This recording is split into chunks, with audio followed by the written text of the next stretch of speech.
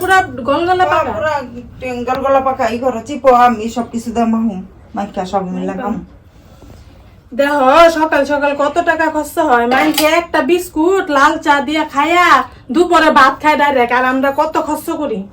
এলিগে তো পয়সা জমে নাঙ্গ আমরা তো মুখটা তো লিয়ে করতে পারি না কম পয়সা জমলেই ভালো আমরা খাই আছে যা থাকবো তাই